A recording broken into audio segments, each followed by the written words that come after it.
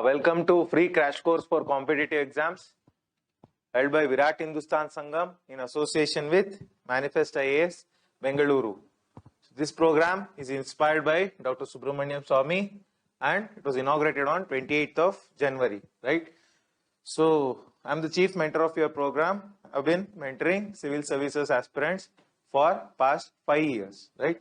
Okay, so you can watch this program. So first of all, this program is convened by Sri Ravishankar sir, State Education Convener for VIRAT HINDUSTAN SANGHAM, Karnataka branch, and also President of Good Neighbors India NGO. So you can watch this program on the YouTube channel of VIRAT HINDUSTAN SANGHAM and also on the YouTube channel of Udaya News Karnataka. And for free mentoring, you can join our Telegram channel. So we have provided the link. You can ask all your queries, doubts, guidance, everything absolutely free by joining VIRAT HINDUSTAN SANGHAM Education Forum. Just type on the Telegram app VHS Education Forum and you can join the Telegram channel. So we are done with polity and history and today we are going to take up economy. So we are starting with economy. And what to expect out of these classes for freshers and veterans. Freshers can use this as a concept clearing class or to get a gist or a hook over what they are supposed to study in order to clear various competitive exams. Whereas veterans can also use this as a concept clearing class as well as a revision course. Everything would be revised. All these things would be revised over a period of 2 months. So it's a very good opportunity. So you can join our Telegram channel for free mentoring. Okay, let us begin the class. So today we are beginning Indian economy, Arthashastra in Kannada. Right? So, what is the source for you to study Indian economy? Whether, suppose you are studying for PSI, FDA, STA, then in Kannada language, there is a book written by Garni Krishnamurthy. So that you can refer, but that is available only in Kannada. If you are studying in English, both for state and central public service exams, then this is the source. Economy, Indian Economy by Srirangam. So here is the book. This is the book. Srirangam, Indian Economy. Right? So I am going to teach all the concepts from this basic source. No other source. Single source, simple source. That is why I have written it as simple source. So today, on the day 1, we are going to clear the concepts, major concepts about economy. Economy andre eno. All these things we are going to look into in today's class. Okay. So, economy and economics. So, economy and economics. Economics is the study of economy, right? Economy means what? It is in social activity, it is a social activity based on buying of goods, selling of goods, services, not only goods. There are two things. One is goods, another one is services. Suppose if you take this pen or your mobile phone, it is a good which can be measured. Suppose something which is not measured. Suppose I am teaching you. Right now I am teaching you. It is a service. It is a service. You ride a auto rickshaw. You ride a auto rickshaw. Then that is also a service rendered to you. They are not giving you any good. You ride on a bus. That is also a service. You use mobile phone, connections of Jio, Airtel, everything. All of them are services. So you should know what is the difference between good and service. Good, something which is solid, which can be measured. Services, it is not solid, but it can be measured as well. But it is not solid. You cannot hold it within your hand. So that is what is meant by services, right? So economy. So the definition of economy is a social activity based on buying, selling, distribution of resources, marketing of resources, production of resources, all these things. In what areas? In the area of goods and services. If the goods and services are sold, bought, transported, produced, distributed, that is what economy means basically. So what is the difference between economy and economics? Economics means you study this activity, right? So simple thing is, you have a body, human body. So that is biology. That is biology, right? Suppose someone studies the biology, studies the body, then it is medical science, right? That is the difference. Economy and economics. Similar definition, right? Economics as a discipline. Discipline means what? Systematic study. So earlier, economics was not studied in a systematic way. ಒಂದು ನಿರ್ದಿಷ್ಟ ರೀತಿಯಲ್ಲಿ ಅದರ ಬಗ್ಗೆ ಅಧ್ಯಯನ ನಡೀತಾ ಇರಲಿಲ್ಲ. Economy ಅಂದ್ರೆ ರಾಜಕೀಯ ಜೊತೆ, ಪಾಲಿಟಿಕ್ಸ್ ಜೊತೆ, ಸೊಸೈಟಿ ಜೊತೆ it used to be intermingled. It used to intermingle with politics, society and other things. Now we are studying economics as a discipline in modern era. So what do you mean by economics andre? The definition is, it is based on a Greek word oikos and nomos. Greek word oikos means what? Family. Oikos means family. Nomos means law. The law of family. The law of family. You would be confused why law of family is called economics. So the basic unit of economy is what? The basic unit of economy. It is a family, right? It is the family which earns money, which saves money, which spends money, all these things. So it also produces goods. The family is the simple source or the basic source. So that is why the law of families is called economics. So it is a Greek word, and it is based on the principle of scarcity. Abhava. In Kannada it is abhava. Scarcity means what? Abhava. So earth has limited resources, right? We have limited resources, minerals, agriculture, forest, animals, whatever it is, petroleum, everything is limited, scarce. There is no infinite resource. So how do you distribute these resources?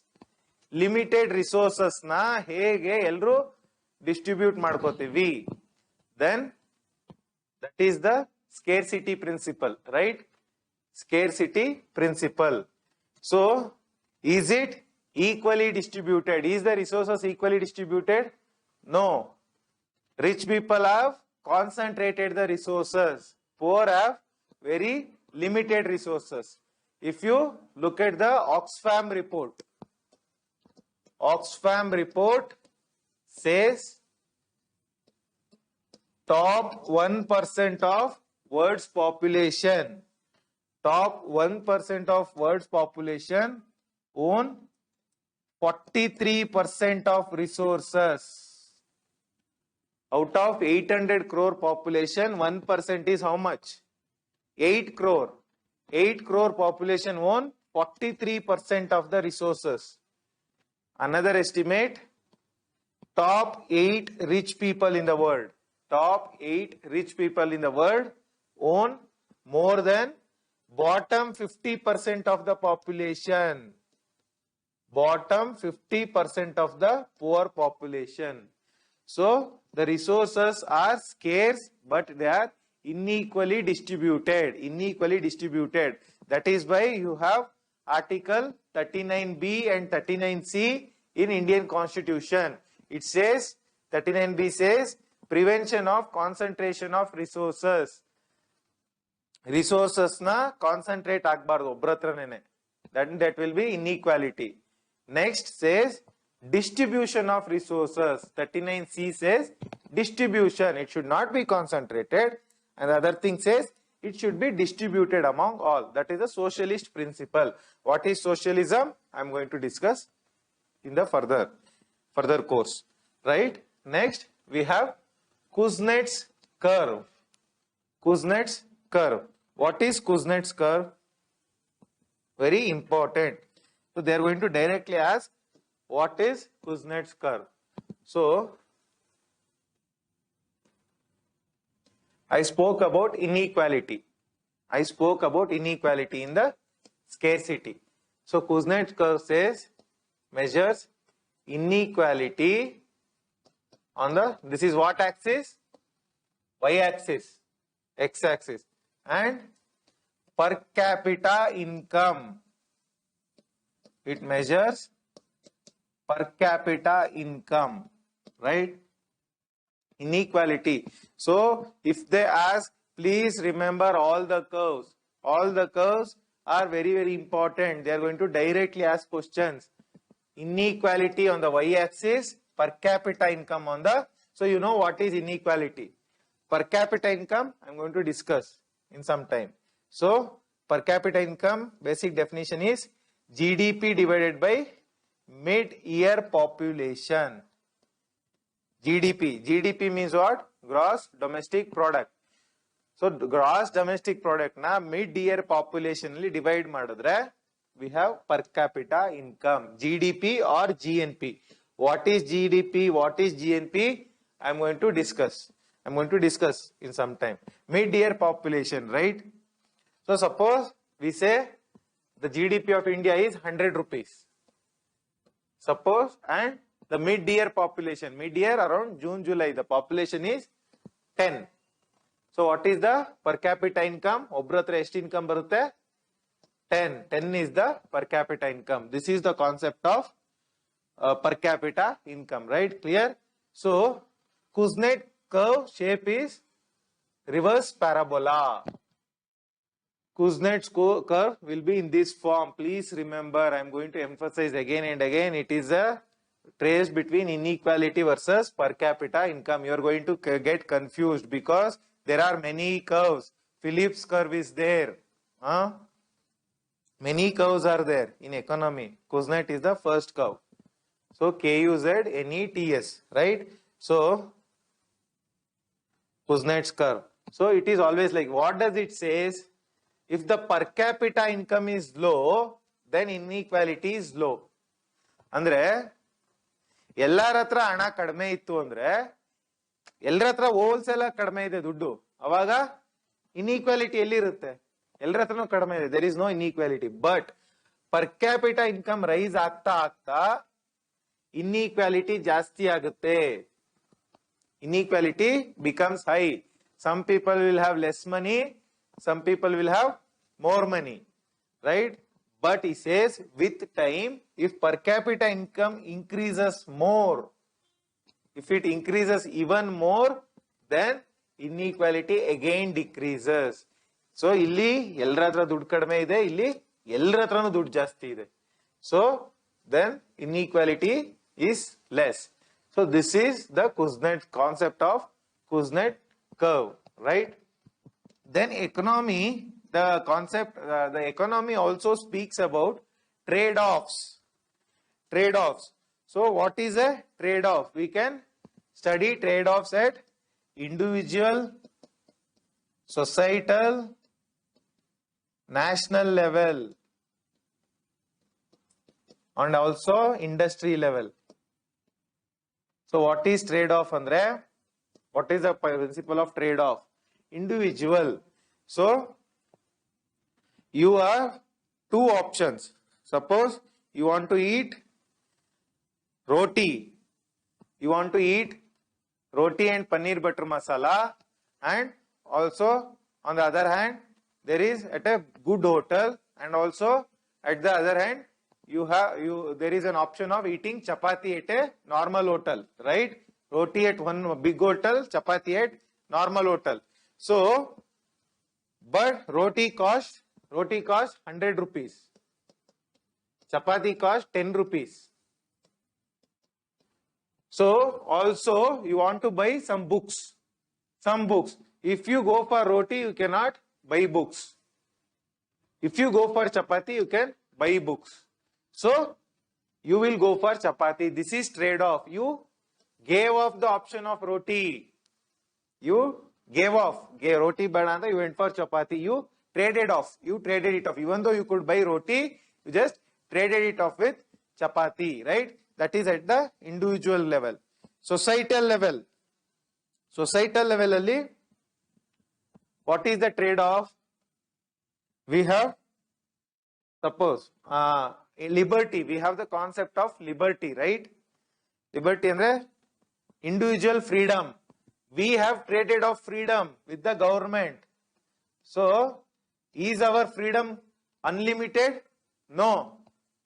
If you think that your freedom is unlimited and go and break traffic rules, you would be fined. So, you have traded off your freedom with law, right? Law balances your freedom. That is the concept of trade-off at the societal level. Next, national level. National level, what is the trade-off? So, for example, India, you have the concept of bullet train is there, right? Bullet train.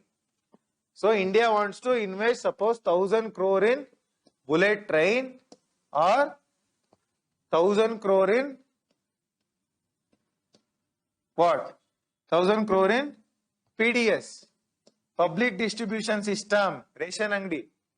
So, it is a choice. If you leave the bullet train and invest that in the PDS, then you have traded off this with PDS. This is the national level, right? Opportunity cost. Next comes with the concept of trade-off.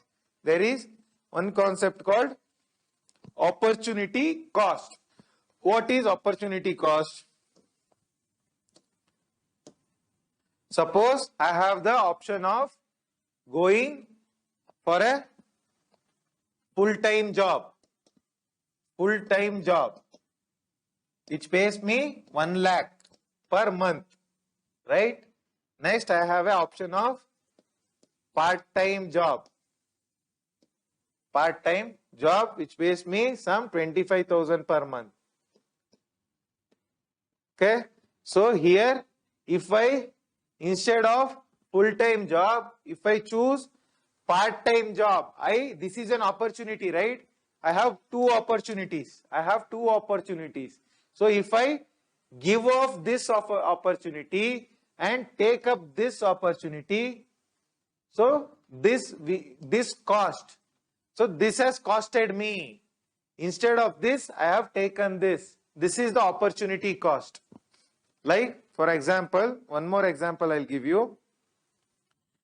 Government has for example, two schemes. Two schemes are there. If government wants to scheme, for example, Ayushman Bharat, health scheme. Next, Samagra Shiksha Abhiyan. So, government has the opportunity, it is similar to trade-off. Government has the opportunity to either invest in this or this, right? So, If it chooses to invest more in Samagra Shiksha Abhiyan, then it has lost the opportunity of funding the Ayushman Bharat. So this is the opportunity cost. What is the cost that is paid? We are giving off this opportunity and taking up this opportunity. This is opportunity cost. If I leave off a full-time job and take up a part-time job, I have left the opportunity of full-time job. So it has some cost. What is that cost? It is, I am receiving 75,000 less salary in part-time job, right? So this is what is meant by opportunity cost. You can use this concept of opportunity cost in the society, economy, health, international relations, domestic politics, many things. Even in politics, some people, instead of getting elected as MLAs, they might get elected as national party chiefs, right? National secretary or some other thing. So they left the opportunity of getting selected as a national chief, as an MLA. Instead they chose becoming a national general secretary of a party, right? So this is the concept of opportunity cost. Next, we will move towards macro, micro and mesoeconomics. So what is macroeconomics? Macroeconomics means which includes broad area of the national economy. Macro, which is at a bigger scale. Macro means at a bigger scale. Bigger scale, it discusses the national economy at a bigger scale, on a whole, right? So if we take, we will take Manifest IAS as an institute. If we discuss about the entire Manifest IAS at once, then that is called macroeconomics. If we discuss about individual students in the Manifest IAS, then that is microeconomics. If we discuss about group of students as a section, infrastructure as a section, faculty as a section, material as a section, library as a section, then that is mesoeconomics. So macro is at the higher level, micro at the lower level, meso is somewhere in between. So macroeconomics at the national level, it deals with concepts like monetary policy, fiscal deficit, inflation, budget, all these concepts, balance of payment crisis, bank rate, repo rate, open market operations, all these things I am going to discuss. So if it discusses all these major concepts, then it is macroeconomics. Microeconomics means small individual level, salary, pension, insurance, individual insurance, right? Leisure. If we discuss about these small things, then it is microeconomics. Then what is mesoeconomics? If we discuss specific sectors, what are the sectors? Sectors like infrastructure, education, health, right? Corporate world, social sector. If we discuss about these things as a sector, then it is mesoeconomics, right? What are the relations? All these things, macro, micro and meso are interrelated. Macro cannot function without micro. Microeconomics cannot function without mesoeconomics. Everything is interlinked. ಅಂದ್ರೆ ಕಾಬ್ವೆಬ್ ತರ, ಅಂದ್ರೆ ಜೇಡರ ಬಲೆಯ ರೀತಿಯಲ್ಲಿ ಒಂದಕ್ಕೊಂದು ಅಂಟ್ಕೊಂಡಿದೆ. ಯಾವುದು ಒಂದನ್ನು ಬಿಟ್ಟು ಇನ್ನೊಂದು function ಮಾಡಕ್ ಆಗಲ್ಲ. ಇನ್ಫ್ಲೇಷನ್ ಅಂದ್ರೆ ಪ್ರೈಸ್ ರೈಸ್ ಆಯ್ತು ಅಂದ್ರೆ ಪ್ರೈಸ್ ರೈಸ್ ನ ಅನುಭವ ಮಾಡ್ಲಿಕ್ಕೆ, to experience price rise there should be micro economics, right? a person should be there. So that is the concept of, so hope the concept of macro, micro and meso economics is clear. Okay, next we will discuss about Adam Smith. Who is Adam Smith? Father of modern economics. Father of modern economics. So he wrote a book, General Theory on Wealth of Nations. His book name is very, very important. Wealth of Nations. So he says, what is this concept? His concept is government should not intervene in economics. I mean in market. He speaks about market economy. What is market economy? Suppose you have a village fair, jatre. Village fair, jatre. Right? So in that, some person will bring cow to sell. Some person will bring ghee or butter. Some person will bring sheep. Right? Sheep. Some other person will bring some other commodity to sell. Right? So, if they act freely without anybody's interest, suppose government comes here, government goes to the village fair, jatre hogi, ನೀವು ಇವರಿಗೆ sale ಮಾಡಬೇಕು, you have to sell it to this person only, you have to, this price has to be only this much, you have to pay this much tax while selling anta. If the government goes and intervenes, then it is not market economy, it is state economy. State andre no, I have already told, state includes government. State economy. Market economy, government will not intervene. Complete free market economy, cow tandirono, he will sell at the price he wants. Nobody will ask him. Nobody is not responsible to anyone, and he can sell it to anyone he wishes. Right? So idana, this person speaks about market economy. So market economy, this is the concept of market economy. He says there is the invisible hand, and also invisible hand means in the market economy, the prices are determined by a invisible hand, andre stability. So market andre, if there is a market economy, in that market, that has to be stable, right? So if this guy buys a, this person one buys a cow and he sells a cow, he should also benefit, this person also should benefit. So then there is a stability in the economy. Suppose this person goes into losses, he gets too much profit, then there is no stability. So this stability is maintained by a invisible hand. Invisible hand, kannige kaande iro ಒಂದು ಶಕ್ತಿ market ಎಕಾನಮಿನ ನಡೆಸ್ತಾ ಇದೆ ಅಂತ Adam Smith ಹೇಳ್ತಾನೆ. So what is that invisible hand andre? It is self interest of individual. Self interest. So means what? Why would this guy want to sell his cow? Because he has a self interest, swartha. Andre he wants to make some money.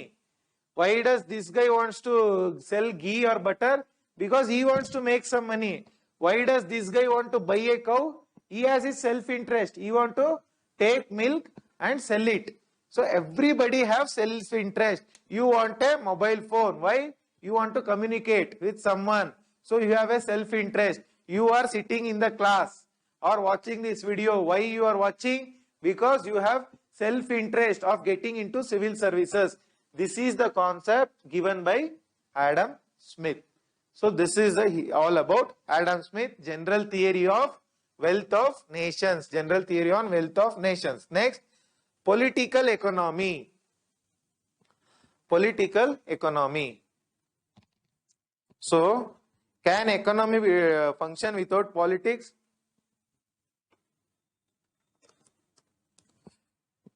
So, economy is monitored by the political entity. It is monitored by the political entity. For example, RBI governor is appointed by government, right? Also, government taxes you.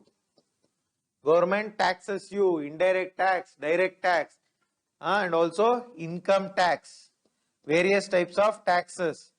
And government gives MSP to agricultural crops, certain crops. So all these things, and also at the international level, buying of, for example, India buys what? Fossil fuels from Arab countries. So there in the international relations also there is economy involved. International trade, exports and imports. Exports and imports are dependent on political economy. These politicians go and sign the free trade agreement. Once they sign, so without politics, economy cannot sustain, or economy cannot sustain without politics. So both are interlinked. This is the concept of political economy. Next, liberal and neoliberal economics. So what do you mean by liberal economy? Liberal economy means that which is completely free. There is no taxation. There is no taxation. You can, if you earn 100 rupees, government has no right to ask you anything. So this is the concept of liberal economy. No taxation and absolute freedom is there. So who is the liberal economy spoken about by? Adam Smith. Adam Smith speaks about the concept of liberal economy. But this liberal economy fails during Great Economic Depression. Great Economic Depression. When does it take place? 1929. After First World War, there is a Great Economic Depression. Under this depression, so what happens? Economy gets overheated. Overheated. So what do you mean by overheated economy? Means in this market economy, there is no control, right? So essential goods in this economy, if all the products are similar, and every country has equal resources, means India also has oil resources, sufficient oil resources, and all the resources India wants, right? Then this free hand economy or market economy or liberal economy functions well. Whereas if there is inequality in the form of, for example, scarcity of resources. India is scarce in rare earth minerals. Rare earth minerals India doesn't have. India doesn't have crude oil, right? And India doesn't have nuclear fuels. Then India depends on somebody else, right? Likewise, those who had essential commodities, which is essential to the public. So what they did in the liberal economy, they got excessive profit. They made excessive profit because their products were selling high. There was a lot of demand for these products. So they increased the prices. So because of which because of this, there is when the prices gets increased, there is inflation. Inflation means increase of prices. Inflation. Not everybody could buy the goods. When everybody cannot buy the goods, actually what happens? The demand decreases. Demand decreases, right? When goods ಬೇಡಿಕೆ ಕಡಿಮೆ ಆದಾಗ demand reduce ಆಗುತ್ತೆ. When demand gets reduced, what happens? The production decreases. Demand ಕಡಿಮೆ ಆದರೆ production ಕಡಿಮೆ ಆಗುತ್ತಲ್ಲ goods. If mobile demand is less, then production will also be less. When production is less, employees will be fired. Employees will be thrown out of employment. So they don't have money. They don't have any money. So when they don't have money, they cannot buy any goods. When they cannot buy any goods, what happens?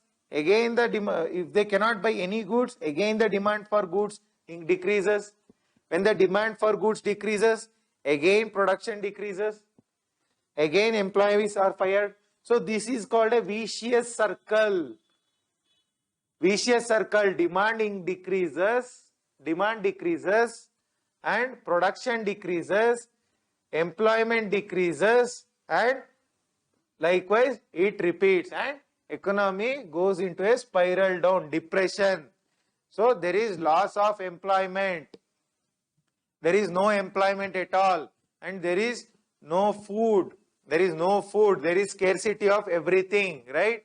So this is what is meant by depression. So when depression happens, later came the concept of depression time only. One person comes called John Maynard Keynes. John Maynard Keynes. His name is very, very important, as important as Adam Smith. So what this John Maynard Keynes does? John Maynard Keynes. K-E-Y-N-E. He gives Keynesian economics. So this concept is market economics. His concept is Keynesian economics. He says in a market economy, government should intervene.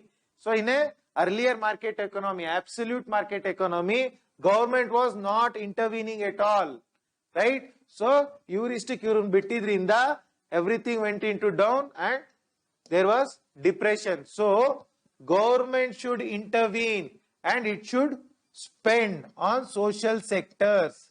Social sectors andre food, health, education, all these infrastructure, all these things the government should spend. When the government spends on this infrastructure, so suppose government spends on health. Earlier there was no hospital, right? A person used to spend 100 rupees on health per month.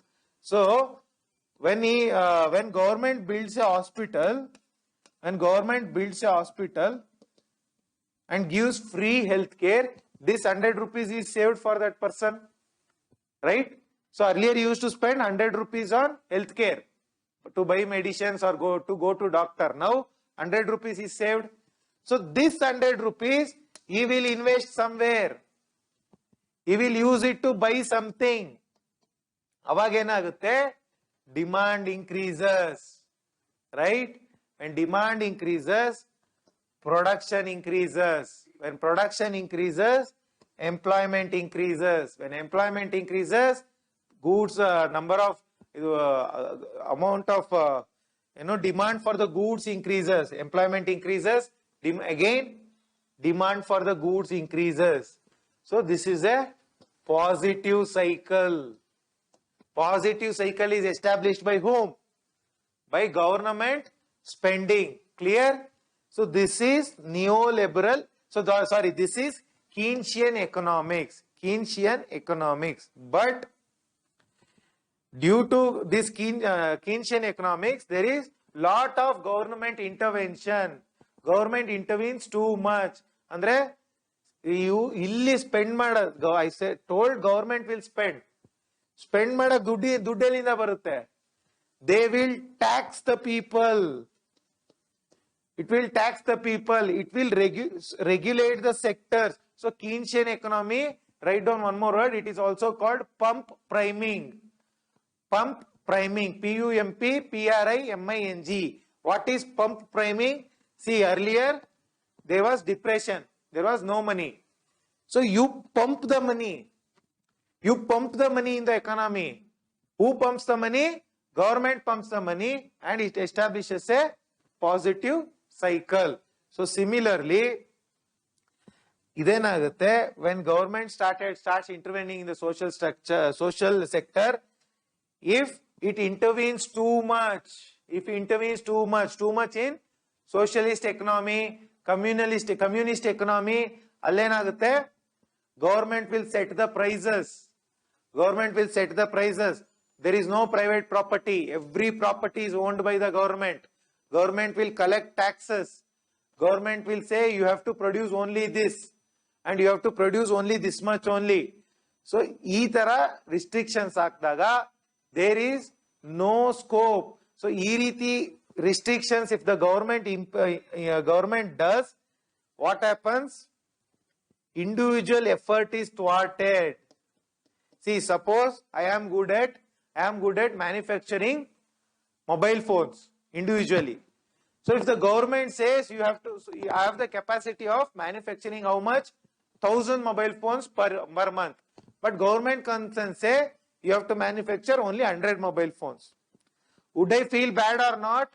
I would feel bad and I would not invest money in manufacturing mobile phones. So, ee tara adaga, again, there is no investment in the economy. When there is no investment in the economy, because of government restrictions, there is no investment in the economy. When there is no investment in the economy and there is no private sector, manufacturing of mobile phone at my individual capacity is a private sector. Private sector is controlled. When the private sector is controlled, there is no growth of economy. There is no proper growth of economy. Again, there is a chances of recession or depression, right? Because people are not interested to invest. So there is no production, less employment, less demand for goods, and again unemployment, right? So both of these are dangerous, right? Liberalism, too much liberalism is also dangerous, too much socialism also dangerous. So to resolve this, we brought the concept of neoliberalism. So it mixes the concepts of both liberalism and socialism and says it is called the concept of mixed economy. Mixed economy, it has the concepts of capitalist economy as well as socialist economy. Both the concepts are there, right? That is called mixed economy. Who is the person? Milton Friedman.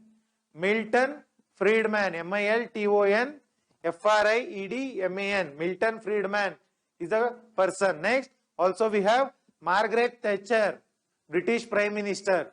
Margaret Thatcher. And also recent Donald Trump. Donald Trump also supports neoliberal economy. Neoliberal economy, right? Okay. So concept of neoliberalism is clear. It is a concept of mixed economy, right? Okay. Next. Okay. Keynesian economics. So in the Keynesian economics, I already told what are the concepts. So, under Keynesian economics, government intervenes. Government intervenes and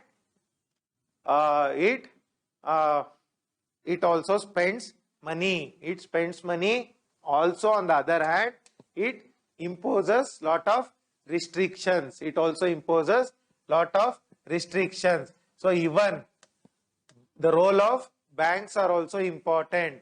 The role of banks are also important. Banks also set the rates.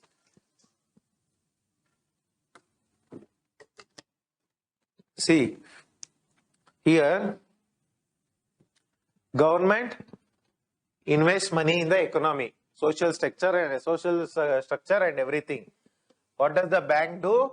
Bank decreases the interest rate. Decreases the interest rate. When interest rate is decreased, what happens? What is interest rate? So, if the bank gives you 100 rupees, it charges some, now what is the rate? It is around 4% by RBI. So, it charges some interest, some 2 rupees or 3 rupees.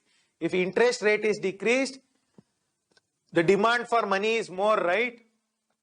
The money gets into the economy and there is lot of spending of money, lot of spending. When When the spending is carried out, what happens? When you spend, where do you spend? You spend on food, you spend on clothes, you spend on goods. There is automatically demand. That is how the positive spiral. Positive spiral. There is an increase in demand, increase in production, increase in employment, and also a positive cycle spiral starts. That is how you get the economy out of depression, right? Next we have socialist economy and communist economics. So the simple definition, so this is a concept which most of the students find very difficult. Communist economics means private property is completely owned by the government. Private property is completely owned. Now suppose this building is owned by a private person, not by the government. But in communist economy, all the properties are owned by the government, owned by the state. Okay. So where do we find the examples of communist economy? Earlier, Soviet Russia, USSR, during the time of Lenin and Stalin, there was communism. There was communism, and also during Maoist China, during 1950s and 1960s, we find the example of communist economy. Whereas India is a democratic socialism country. Socialist economy. Socialist economy means this is government doesn't own, private property is there, and also government intervention is also there. It is not the entire thing is not owned by the government. Only few sectors like infrastructure sector, railway sector, banking sector, right, and health sector. Some sectors are owned by the economy, owned by the government, and also at the same time private sector is also there. Private sector is also there, right? In social economy, there comes a concept of means and modes of production. Means and modes of production. So in communist economy, both the means and modes. So what is means? Labor, land, and capital. Hana, ಕೆಲಸಗಾರರು ಮತ್ತೆ land, ಭೂಮಿ, ಮೂರನ್ನು government own ಮಾಡುತ್ತೆ. Right? In communist economy, that is means of production. Modes of production means whether it is private, primary sector, secondary sector, industrial sector, service sector, all those things. Those are modes of production, right? In the socialist economy, both the private sector is also there and also public sector is also there. This is a concept of mixed economy. Nehruvian economics. Nehruvian economics is also called as Fabian socialism. Nehruvian economics is called Fabian socialism. So here we have the concept of state ownership. State ownership of what? State ownership of modes of production. Certain things, not everything. Certain things are owned by the government. Certain things like your infrastructure, railways, right? All these things, and dams are owned by the government, right? And also atomic energy plants are owned by the government, and many other things. What else is owned by the government? Roads are owned by the government, right? So like this, certain things. So if we have to focus on Nehruvian economics, we have to go before 1991. Before 1991, liberalization, privatization and globalization, most of the things, including telephone was owned by the government, banks were owned by the government. There was no concept of private sector. Rather, private sector was very limited. The concept of ownership of state used to be the owner of majority of the things. There was very less private sector. Now the private, still now we are a socialist economy, but we practice market socialism. Market socialism. It is a kind of democratic socialism. So what does India follow, Andre? We follow democratic socialism. Under democratic socialism, there is both private sector and public sector. Both the things are there, right? This is also called as market socialism, right? Okay, now we are moving towards more and more neoliberalism, capitalism, because we are encouraging private capital. Next, Gandhian Economics. So Gandhian Economics speaks about local areas, local emphasis, that is village level, cottage industries, gudi gaigarike ಬಗ್ಗೆ ಮಾತಾಡ್ತಾರೆ ಗಾಂಧೀಜಿ ಅವರು. Village should be self sufficient. ಅಂದ್ರೆ village ಅಲ್ಲಿ ಏನೇನ್ ಬೇಕು, everything should be available in that particular village only. So it is dependent on local emphasis. Local emphasis also spoken in your directive principles of state policy, Article 40. Article 40 speaks about local emphasis, that is Gandhian economics. Cottage industries or also your self-help groups, everything has and also your Deen Dayal Upadhyaya Grameen Sashakti-karan Yojana, right? National Rural Livelihood Mission. National Rural Livelihood Mission. So what does it speaks about? Local employment. Local employment. So even Manrega. Manrega, Mahatma Gandhi National Rural Employment Guarantee Act. That also has a local emphasis. That is, villages should be self-sufficient. And also Gandhiji speaks about the concept of Sarvodaya. Sarvodaya means what? Welfare of all. Welfare of all. Welfare of all. Whether it is poor, rich, everybody should progress. Everybody should progress. And also Gandhiji in his economic model speaks of trusteeship. He speaks about trusteeship. What is trusteeship?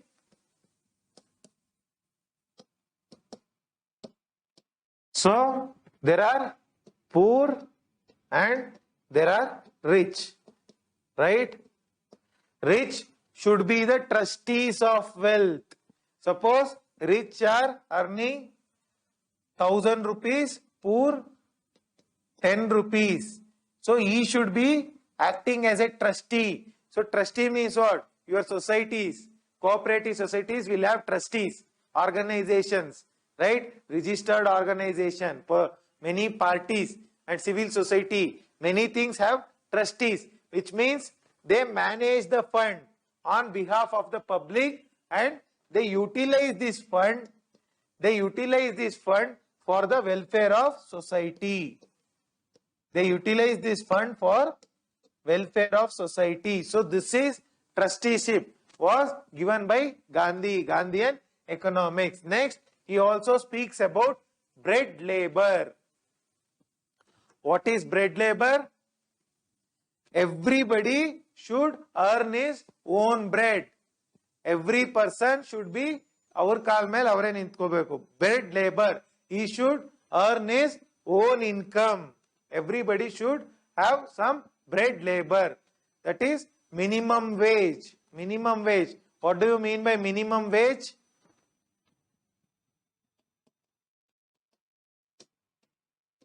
Which is sufficient for his basic needs. What are the basic needs? Food, shelter and clothing. So that is the minimum wage, the concept of minimum wage. There is also a concept of living wage. Living wage. What is living wage, Andre?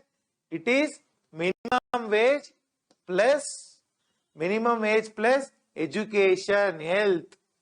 The standard of living na improve ಮಾಡ್ಕೊಳ್ಳಕ್ಕೆ ಏನೇನ್ ಬೇಕೋ ಅದನ್ನ living wage ಅಂತ ಕರೀತಾರೆ. Minimum wage is always less then living wage, right? Okay. So he speaks about bread labor. Hope the concept of bread labor. Everybody should have a minimum wage. Everybody should work and earn his own money. Earn his own money, and for that there should be availability of employment. So government should see to it that there should be employment. Your Manrega is based on this, right? So where does Gandhiji gets influenced from? So Nehru gets influenced from Soviet Russia. International Communist Conference ಅಂತ ನಡೆಯುತ್ತೆ. International Communist Conference, and also by Nehru visits this Soviet Russia. He visits the Soviet Russia, USSR, and sees the model there. What is the economic model that is implemented there? He sees that and gets inspired. He gets inspired, right? And he tries to implement it in India. Next, Gandhian Economics. What does Gandhian Economics? Where does he gets influence from? John Ruskin's Unto the Lost. John Ruskin's Unto the Lost and the book in the Gandhiji gets influenced, and also by Leo Tolstoy. Leo Tolstoy concepts in the he gets influenced, right? Okay. Next we have development economics. What is development economics? Which focuses on the welfare of all. Development, economic development, health development, educational development.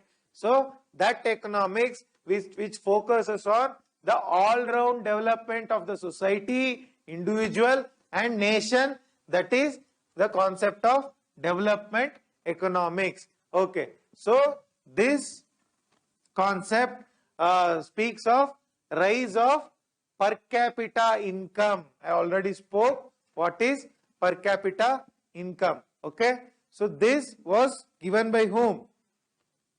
So it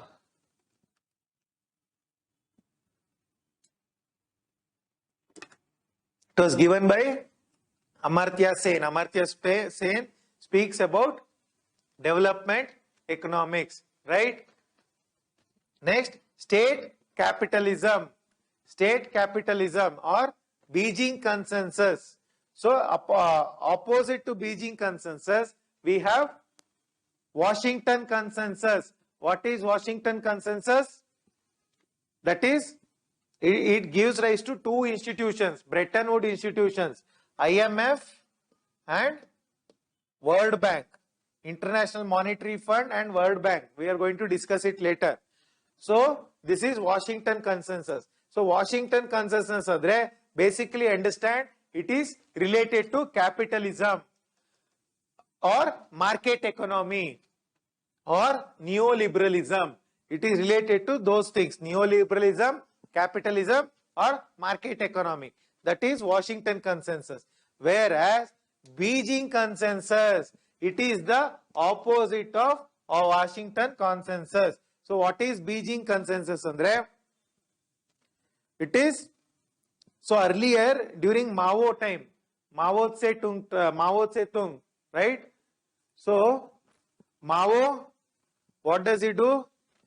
He imposes communist economy, but later Deng Xiaoping comes and he transfers it into capitalism. He takes China towards capitalism, some in the year 1982, I believe. Okay, so here what happens earlier, from communist economy, that when the state owns everything, from that Deng Xiaoping changes it to state capitalism.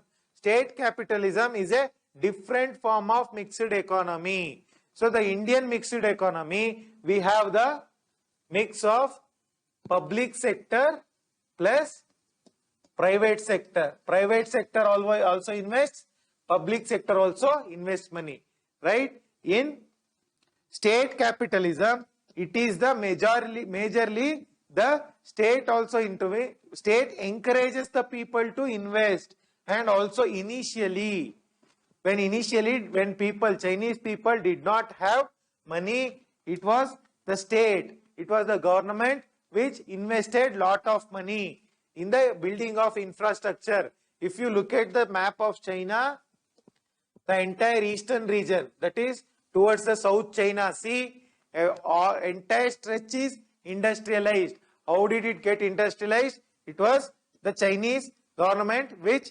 invested, and it also encouraged the private sector to invest lot of money, and this is the concept of Beijing Consensus. That is, the Beijing is the capital of China. So it encourages the private sector to invest money in the market, right? And also we have mercantilism. So mercantilism, yesterday I spoke about in the history class. So what is mercantilism andre?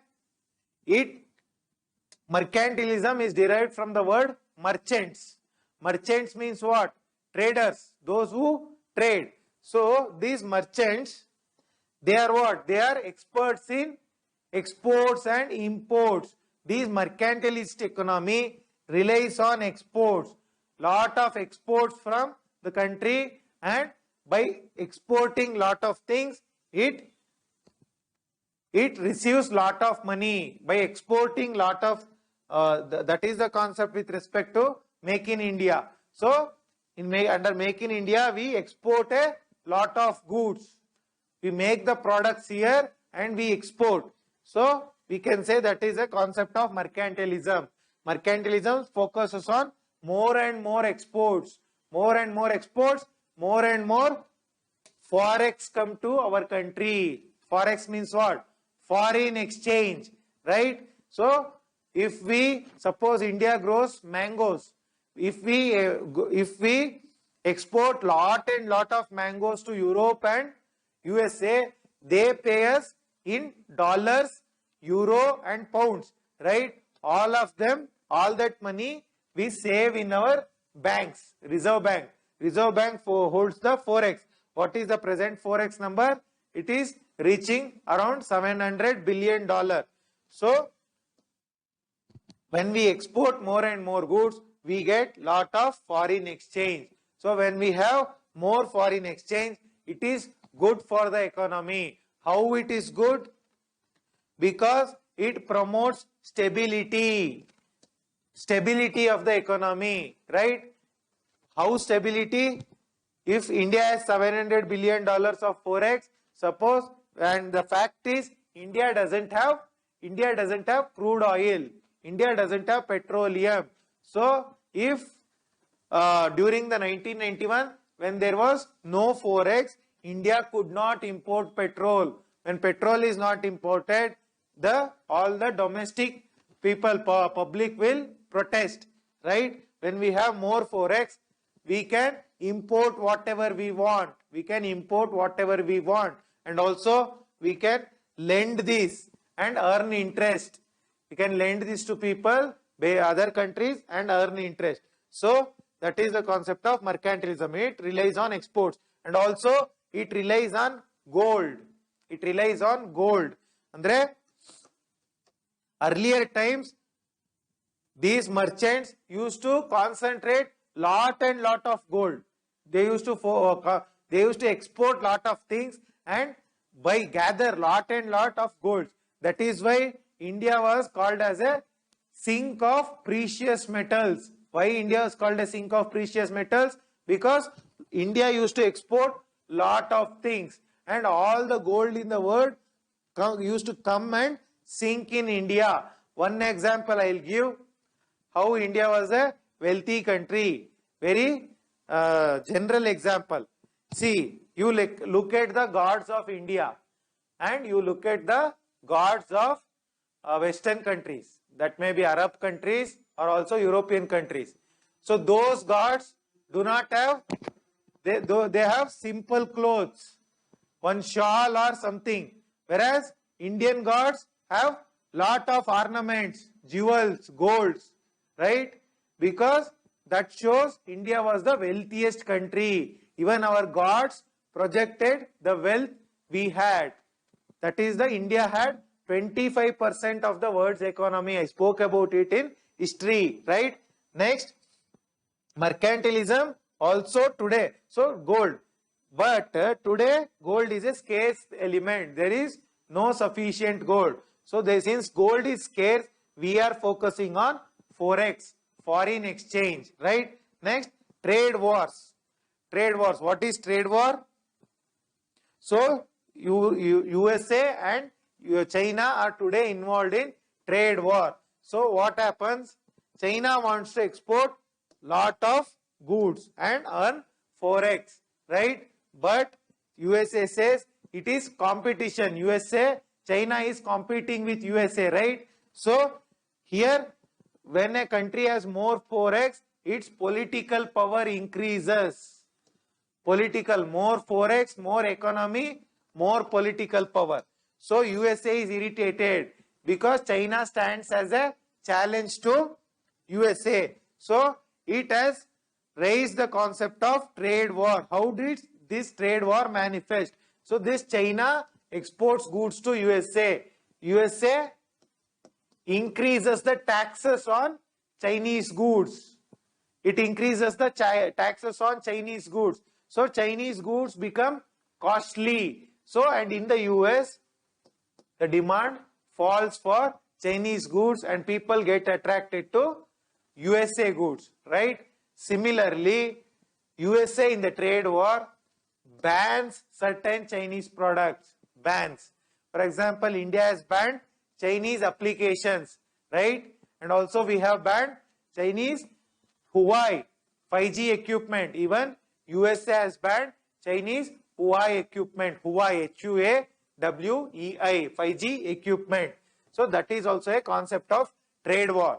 And also trade war not only within the bilateral concept, but it is also a multilateral concept. Multilateral means United Nations, World Trade Organization, World Bank, IMF, all these organizations who hold more authority, there also trade war gets manifested. Trade war gets manifested. Not only there, we have Chinese Belt and Road Initiative. One belt, one road. What is one belt, one road? So, suppose this is China. From here, there is sea. Sea route is there. Sea route. So, this is India. Sea route goes like this.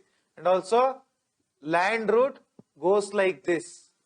Okay. This land route is called maritime belt. Sorry. Belt road. Belt road. Land belt. It is called land belt. Belt road. Belt and, sorry, it is just called the belt. Economic belt.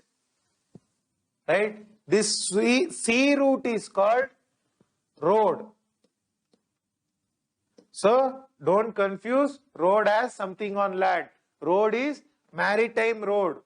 That is on the ocean. So, belt is on the land. So, here in this, China aims to build infrastructure. Infrastructure China aims to build. Digital infrastructure, trade infrastructure, right? And also physical infrastructure like roads, railways, oil pipelines, everything. By this, China wants to connect to entire Europe, Asia and Africa. So this is the, so here also China is investing lot of money in other countries.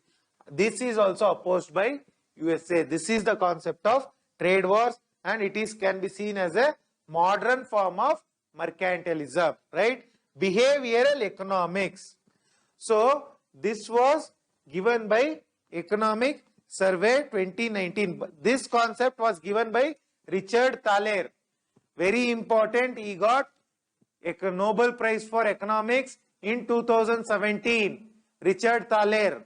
He got Nobel Prize for Economics in 2017. Right? What is behavioral economics? See, under behavioral economics, what happens? See, it is simple. Suppose you buy a mobile phone on Flipkart, right?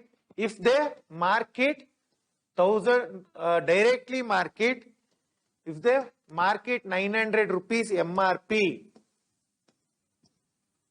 One option, if they mark 900 rupees as MRP.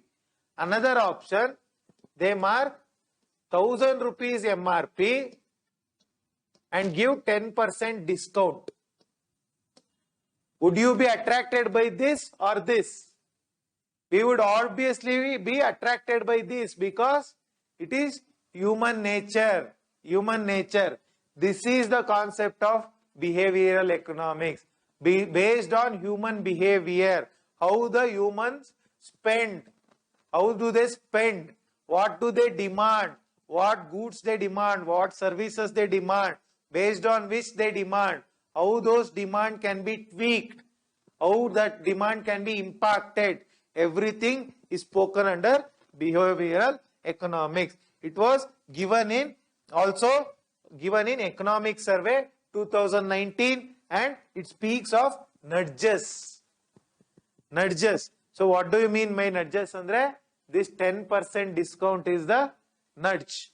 And also this behavioral economics is also utilized under Swachh Bharat Abhiyan.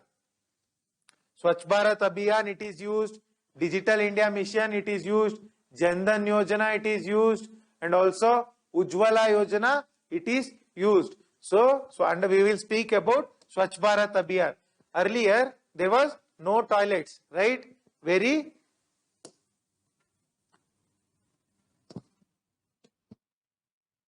One second.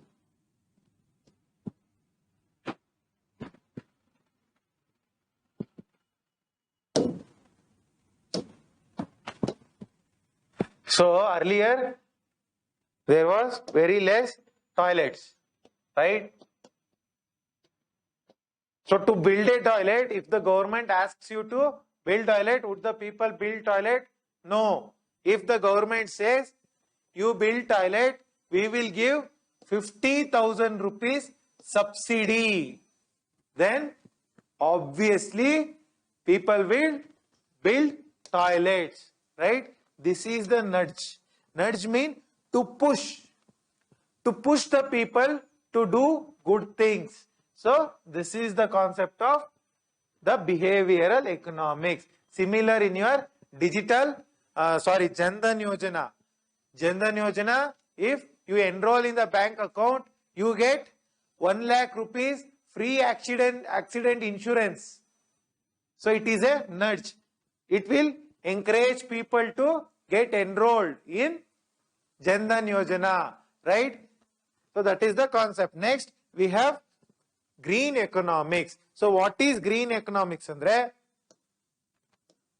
So because of all this, because of the growth, earlier we used to just measure growth in the term of industry or GDP and in these terms, right? Whereas this concept of green economics says that if we just measure the growth in the terms of industrial production or GDP or goods and services, it will impact the environment.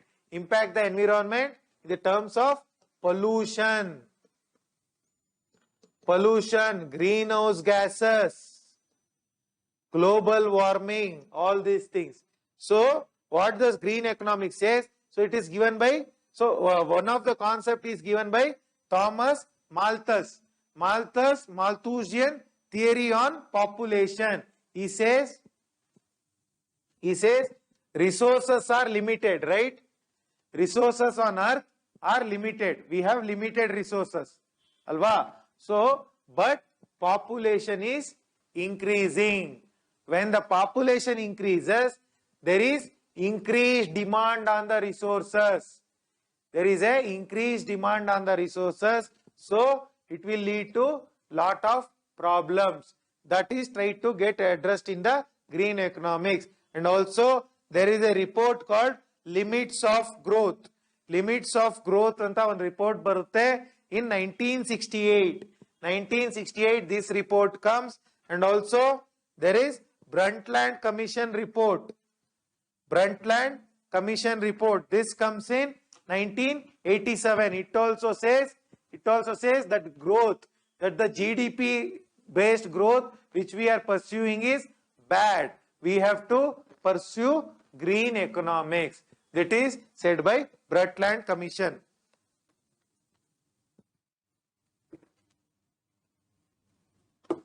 So the name itself is self-explanatory. Limits of growth andre the growth which we are pursuing has its own limitations, right? It is not sustainable. What do you mean by sustainable? Long term. It cannot be taken for long, right? For example, your crude oil. Crude oil we use like anything. We ride the vehicle. Every person has 3-4 bikes, 2-3 cars. So they ride it like they want, like they wish. So that type of growth, buying more and more things, right? Consumption based economy, that has its limitation because we have limited resources. Brundtland Commission also speaks about the same thing. It gives its report in 1987. Next, indices. There are a lot of indices. Like we have emission gap report, we have human development index, we have genuine progress index. All these things we are going to discuss in the further course.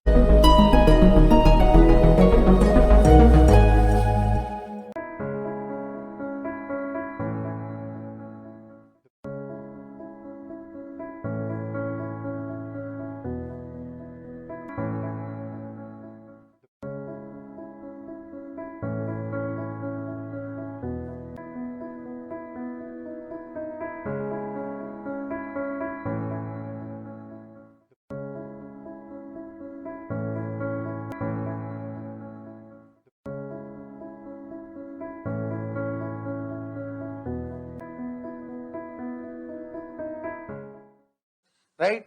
Next, economic growth and its measure. Economic growth and its measure. How economy growth is measured?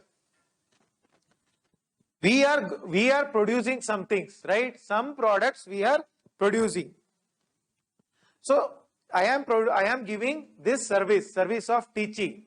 Similarly, a farmer is producing crops, right? And also a petrol pump guy is giving service by filling your vehicle tanks. So likewise, entire India is producing lot of things. So how do we measure this? Should we measure this? Yes, we should measure this. So here economic growth means what? Wealth creation. Wealth creation. So I teach, I get remuneration, wealth is created, right? You get into the job, wealth is created, right? Some farmer grows some crops, wealth is created, right? And also research person does some research and development, wealth is created because of that research. For example, Covishield and Covaxin, research was done and wealth is created. How wealth gets created? That company, Bharat Biotech, got lot of money, right, by selling the vaccines. So that is the concept of wealth creation. So here we have two concepts of wealth creation. When wealth is created, it leads to positive spiral. Positive spiral, wealth gets created. When wealth gets created, it gets invested. Investment in the economy. When investment in the economy, more demand in the economy. When more demand, more production in the economy. More production, more employment, more wealth creation. Positive spiral. Negative spiral enandre, because of this environment gets destructed. Environment gets destructed. There is pollution. There is exploitation of resources. Too much resources we are mining, which in turn spoils the environment, nature, which in turn impacts our health. When it impacts our health, we cannot go and work. When we cannot go and work, there is less production. When there is less production, there is less employment, and from less employment, again less demand. So there is a negative spiral as well, right? So we will speak about business cycles. In economy, this concept is very, very important. Slow business cycles. So every economy works in cycles. It works in cycle. No economy works linearly. No economy works linearly. Yavaglu economy onde tara iralla. If you see the stock exchange, if you see, you will see the graphs like this, right? This shows how the economy is, various companies are functioning, right? Slow down. Slow down means a company is producing some products. Some products a company is producing, right? So once that demand for that product reduces, For example, earlier there used to be landlines, right? Before we'll take the example of Nokia itself. So earlier Nokia phone was there. It was a normal phone, CDMA phone.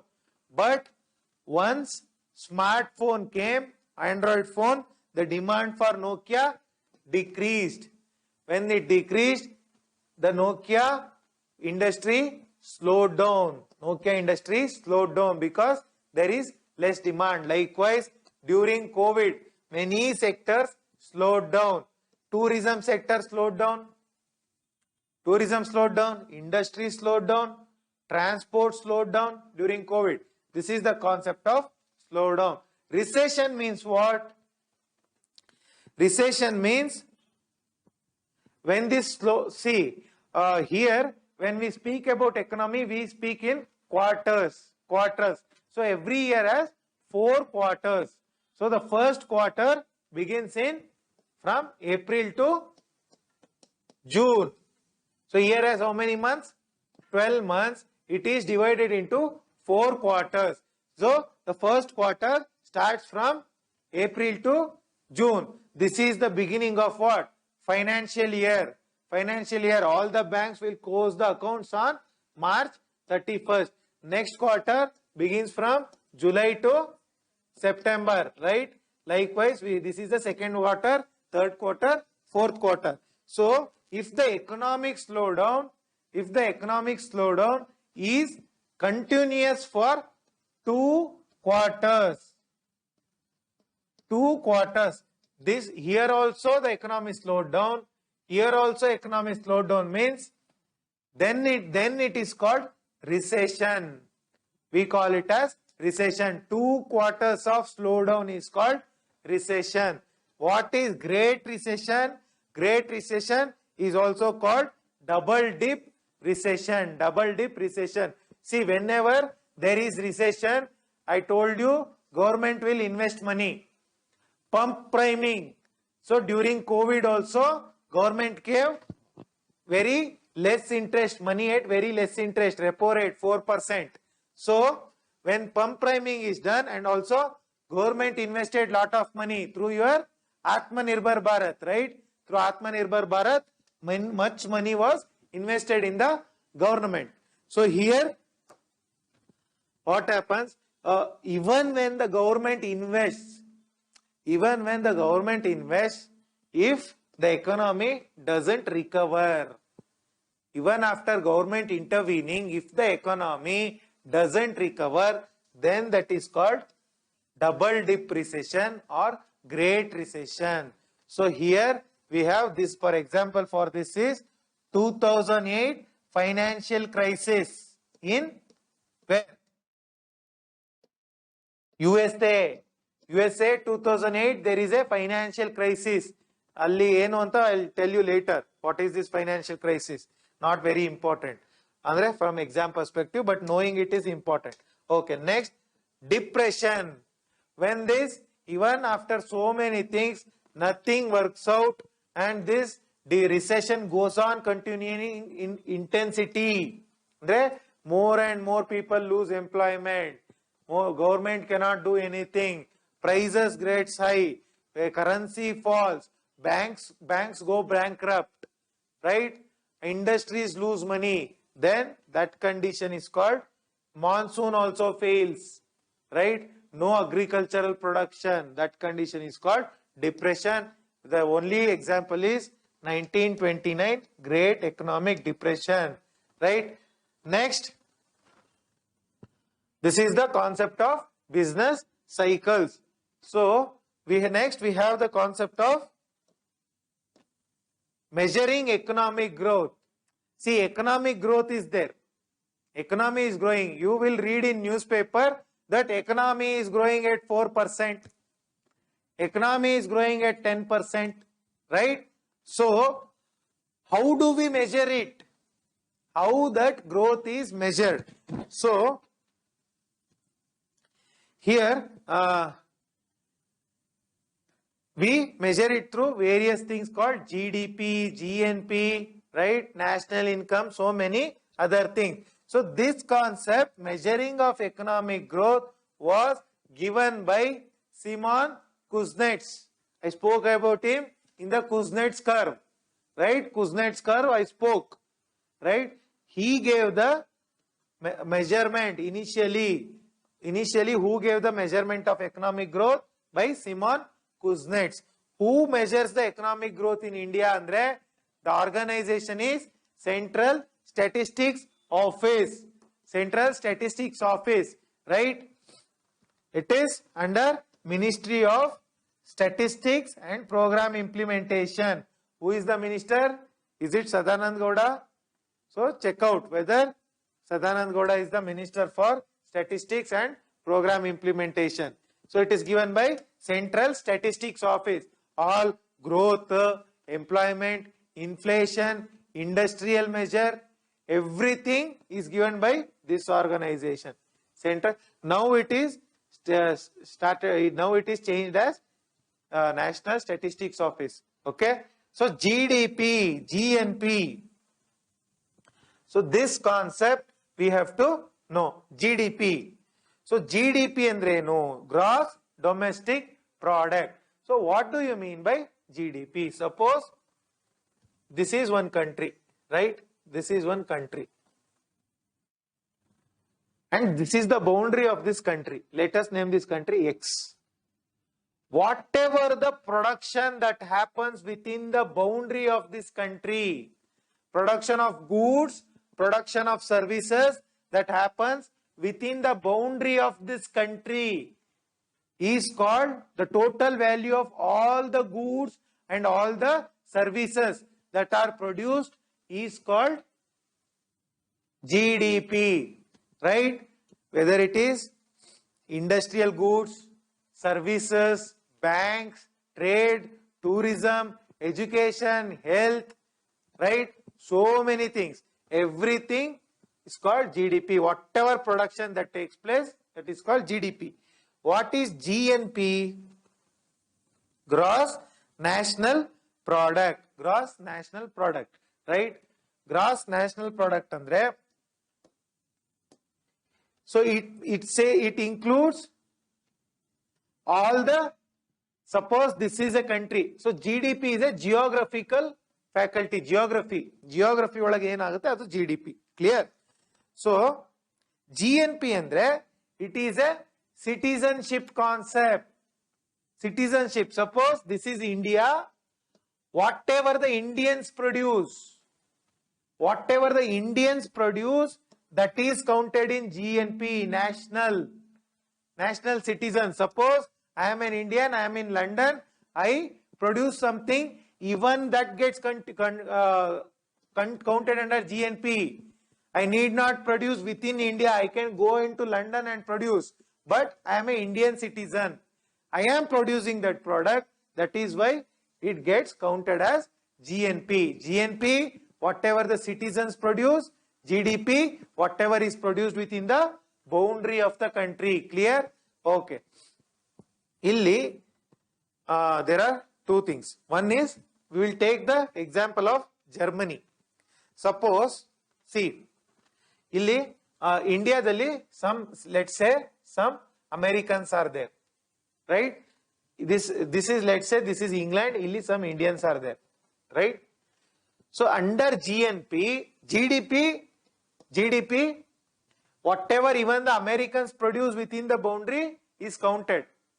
But in GNP, num citizens madad matra we count. America donu nammal band produce madare now count madalla under GNP. Whereas now America dal produce madare, because I am a citizen, that gets counted. Clear? Okay. So BRI, Belt and Road Initiative, I told, right? Under Belt and Road Initiative, what happens? China, let's say this is China. This country is China. So it has connectivity with various countries, right? So is China's GNP higher than GDP or GDP higher than GNP? GNP. Why? Because of this connectivity, it is Chinese nationals. Chinese nationals are producing here in other countries as well. So China's GNP is higher than GDP. Coming to closed economy. So before 1991, India was a closed economy. So there was no much imports, not much exports, very limited. So then our GDP was higher. Our GDP was higher because not much Indians went outside, not much money came into India, right? Even today, India's GDP is higher than GNP. Even today, GDP is higher because we receive lot of foreign funds. That funds come into the boundary of India, alva.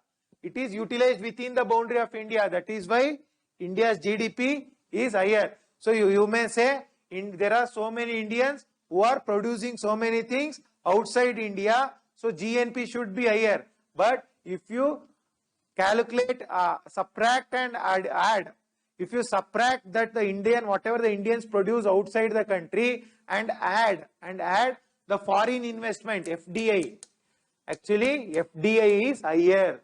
That is why India's GDP is more than GNP. Ireland and India's GDP is higher. Ireland enandre GNP is higher. Why GNP is higher means all, not exports, actually all these companies, Google, Facebook, Apple, Microsoft, all these countries' headquarters are in Ireland. Why? Because there is zero tax. So, but there within the boundary of Ireland, there is no production. Only the headquarters is there. So, when since there is no production within the boundary, only the headquarters is there, their GDP is less. There is no much production. However, GNP is higher. Because these country companies, the company that is Apple, are earning lot of profit. So since their mother country is Ireland, so their GNP has to be high. Clear? So this is the concept. Next, better measure. Which is the better measure? Whether it is GDP or GNP. So actually it is GDP, it is the GNP which is the better measure. Gross national product is the better measure than GDP, right? Okay. Why? Because it is a nationalist concept.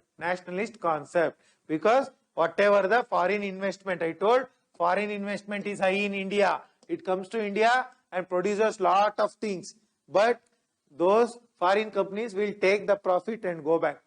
They will not invest more in India. Those profits are not available to us.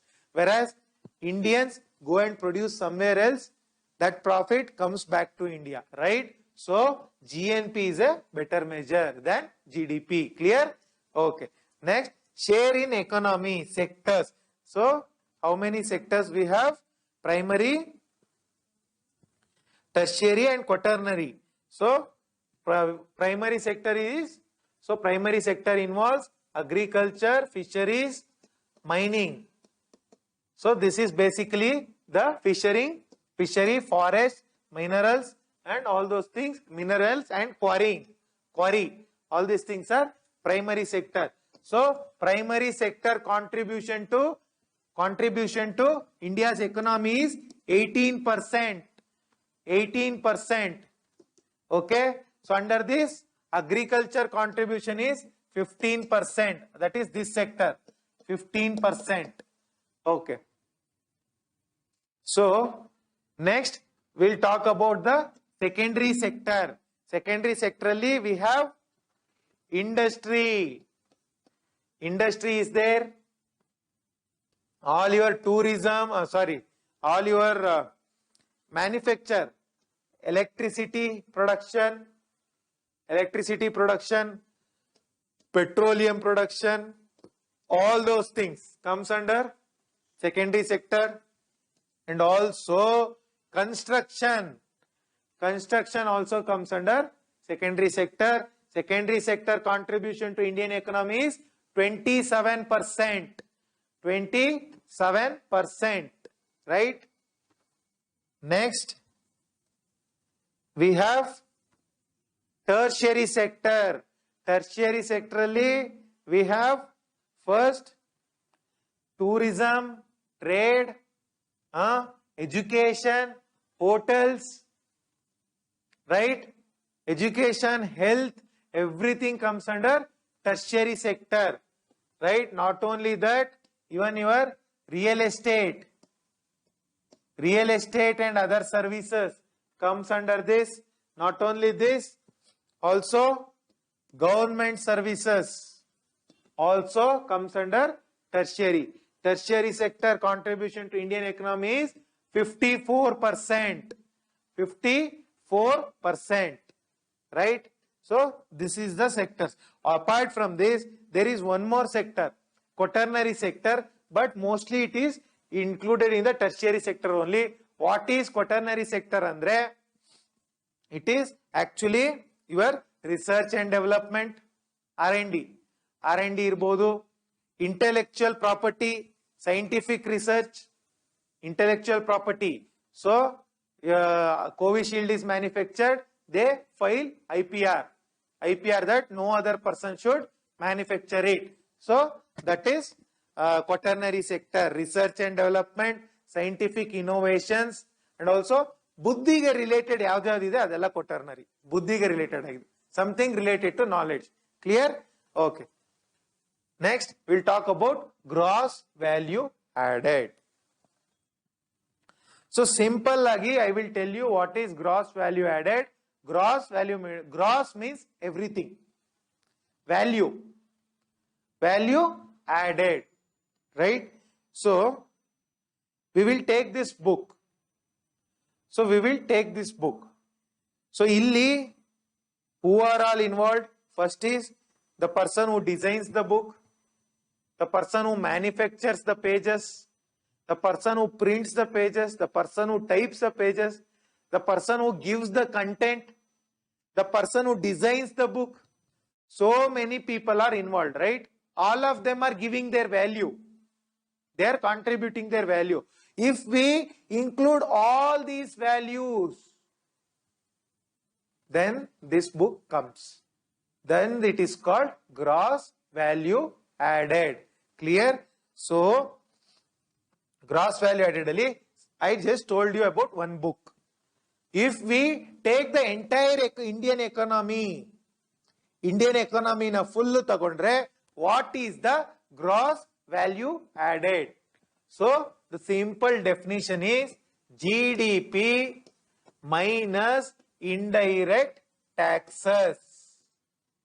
GDP minus indirect taxes is the gross value added. So why, sir? Why taxes is removed? Because tax is not value addition. Iga, this book, let us take the example of this book. This book cost, let's say, 75 rupees. 75 rupees, because out of 75 rupees, 10 rupees goes to the page manufacturer, 5 rupees to the printer, 20 rupees to the content maker, designer, everybody, right? That everything comes under 75 rupees. 25 rupees is what? Tax. So, illi value addition is happening. Tax alone the value addition. There is no value addition. It is just the tax which goes to government. So, this is the value addition. This is taken as gross value added. That is, I gave the example of book. If we take the GDP per se, it is GDP is 100%, 100 rupees minus 25 rupees indirect taxes we remove, we will get 75 rupees. That is the gross value added. Clear? Okay. Estimating GDP. GDP, I am shouting from that time, GDP, GDP, GDP. How do we estimate it? So, there are three methods. There are three methods. So, the first method is output method.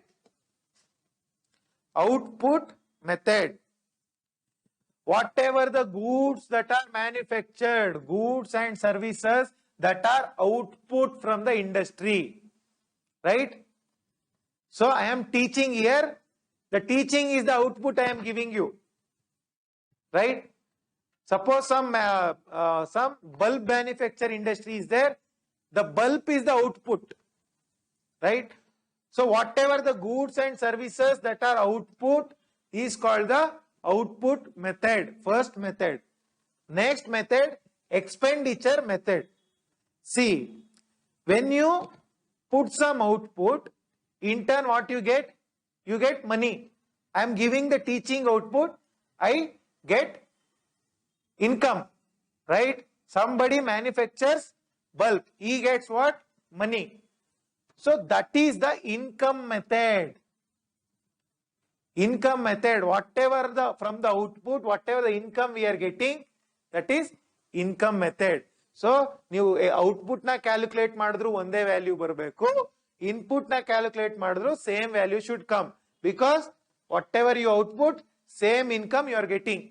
If you output 100 rupees of value, you will get 100 rupees of income, right? This is the similarly expenditure andre, you get 100 rupees, you spend it.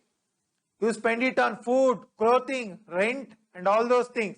So that is the expenditure method. That should be equal to income. So all these three values should be equal. Whatever the output you give should be equal to the income you get. Whatever the income you get should be equal to the expenditure. You savings madru, that is also an expenditure, because that is you are saving. You are giving it to bank, right? So everything should be equal, right? Okay, this is the methods of estimating GDP, but in reality, all of these three are equal, not equal, because there will be some discrepancies. Some allili mix up agirutte. Next, we have marketed goods. So,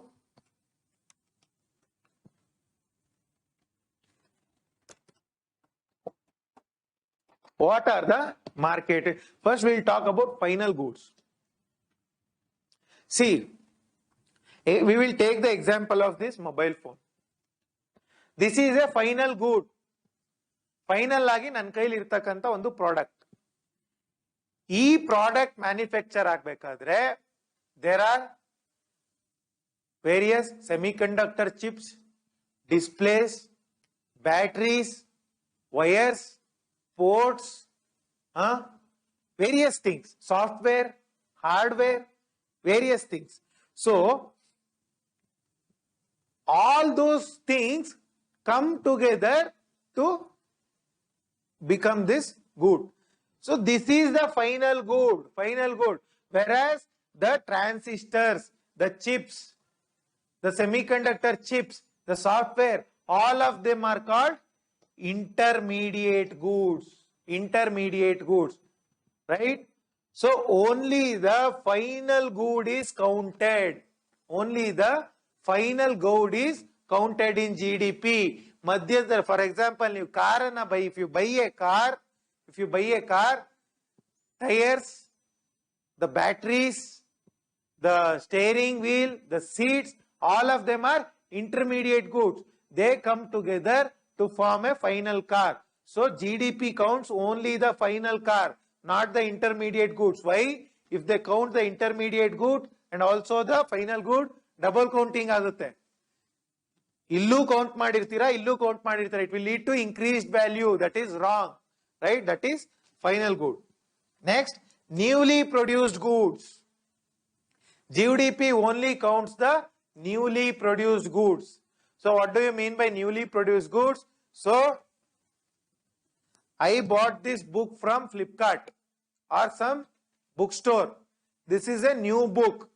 Only new goods are counted under GDP. If I bought this at 100 rupees, I give this to at 50 rupees. If I sell it second time, it is not counted. Secondary car, second-hand mobile, all these things are not counted in the GDP. Only newly produced goods are counted in the GDP, right? Okay. Next, we will talk about marketed goods. Marketed goods. So what is marketed goods andre? For example, a mother takes care of a child or takes care of her home. Is it counted under GDP? No, because she is not selling it. She is not selling it. Suppose I am teaching you. So this is a economic transaction because of which I am getting paid. So it is a marketed good. Marketed good. Suppose I teach freely. Suppose I teach freely to my brother. My brother I teach freely.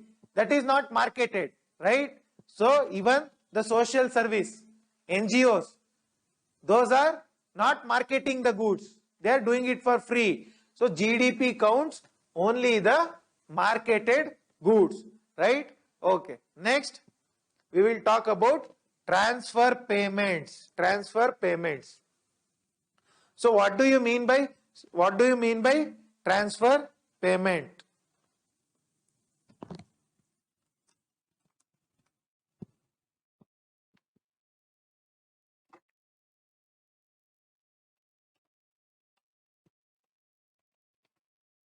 So government gives money to people, right? Old age pension they give, right?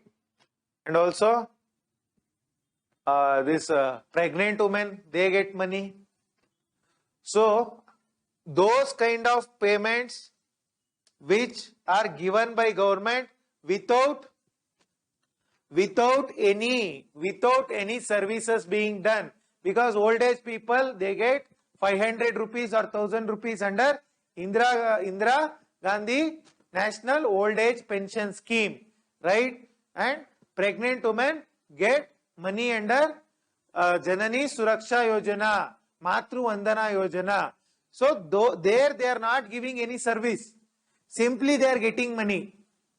That money is called transfer payment. That money is called as transfer payment. Clear? So it is a method of income redistribution. What is income redistribution? Andre, the rich are having money. Rich people are having money. So that money gets redistributed among the poor. Right? Redistributed among the poor. That is income redistribution. Is transfer payment same as subsidies? No, because subsidy is given on a product. Subsidy is given on a product, right? you manufacture a mobile phone, government gives subsidy. Suppose you have electric car, electric two-wheelers, they are getting subsidy by the government. So, subsidies are given on products, because there is a real product. Fertilizer subsidy for farm agriculture, a fertilizer seed subsidy, electricity subsidy, water subsidy, all these things are given to based on some real product. So it is based on some real product, whereas transfer payment is not based on any product. This is the difference between transfer payment and subsidies. Clear? Okay. Conditional versus unconditional. Conditional. I told pregnant women are getting money. Only if they are pregnant they will get money. So the condition here is pregnancy is the condition. Old age people, only when they are senior citizens they will get the pension. Not otherwise, right? Whereas there are unconditional transfers also. So there is a concept of universal basic income. Universal basic income. Universal basic income andre, instead of giving PDS subsidy, Manrega subsidy, electricity subsidy, gas subsidy to people, and also health subsidy, education subsidy, what government does? Wholesale agi ತಿಂಗಳಿಗೆ ಇಷ್ಟು ದುಡ್ಡು ಅಂತ ಎಲ್ರಿಗೂ ಕೊಟ್ಬಿಡ್ತಾರೆ. 1,000 ನಿಮ್ಮ ಅಕೌಂಟಿಗೆ ಬಂದು ಬೀಳುತ್ತೆ ಪ್ರತಿ ತಿಂಗಳು. ನೀವು ದುಡ್ಡು ಇನ್ಕ್ಲೂಡಿಂಗ್ ಮುಖೇಶ್ ಅಂಬಾನಿಗೂ ಬೀಳುತ್ತೆ, ನಿಮ್ಗೂ ಬೀಳುತ್ತೆ. Universal basic income, that is unconditional based, ಅದೊಂದು ಕಾನ್ಸೆಪ್ಟ್ ಇದೆ, right? That is unconditional transfer. Okay. So factors of production. So you are producing a product. What are the factors of this production? Using what you are going to produce a product? So you are going to produce a product. You require land. You require land, right? You require land. You require labor. You require labor. You require capital. Capital is required. Money is required. Without all these three things, an enterprise cannot be established. And enterprise is also a product factor. Idella iddunu somebody should start an enterprise, a business, without which all these three things will not be useful. Land, labor and capital, very, very important, though very simple, is the factors of production. Land, you know what is land? Labor means physical employment, ಕೆಲಸಗಾರರು. Capital, ಬಂಡವಾಳ. Investment, it may be investment, it may be machinery. Suppose we have this smart board we have, that is an capital, that is an investment made by the institute, right? So this mic I am speaking, that is a capital investment, right? So what I am doing is labor. This whole premises is land. Clear? Okay. So and the enterprise is this organization. This organization is the enterprise. Manifest IAS is the enterprise, right? We have primary versus secondary factors. So these three things, land, labor and capital, are primary factors. Land, labor and capital are primary factors, whereas secondary factors andre, it is related to some technical expertise ಆಗಿರಬಹುದು, or some innovations, that is secondary factor. Clear? So market price and factor cost. So if you look around, if you go to some shops, they will say factory price sale. right? Factory outlet. Factory outlet, have you heard of this term? Factory price sale. So they mean to say they are selling the product at factor cost.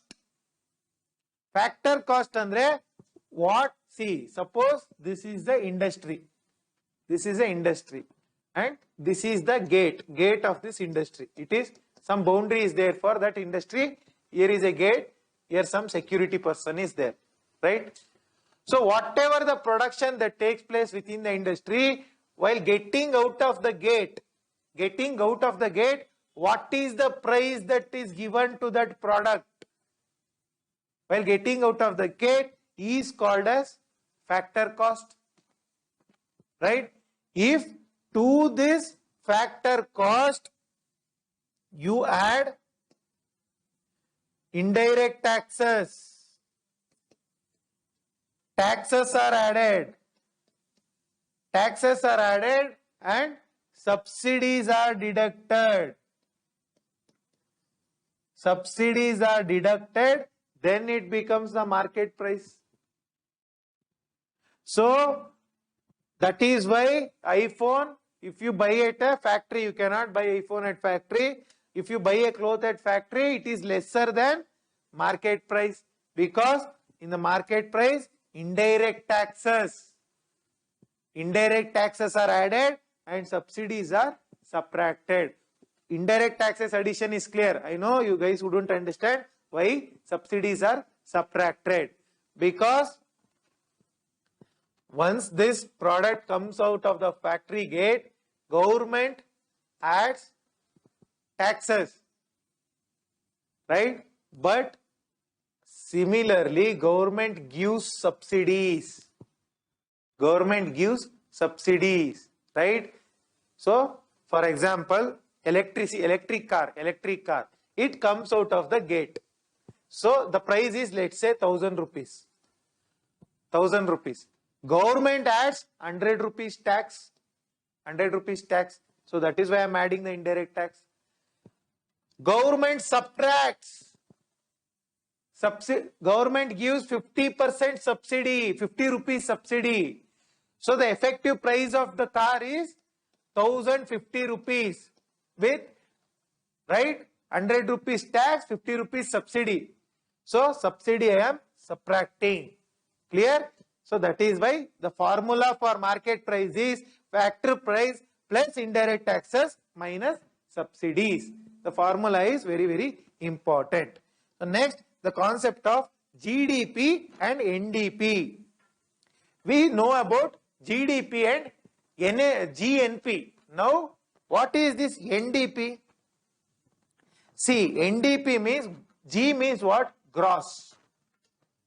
Gross means total, right? NDP means net.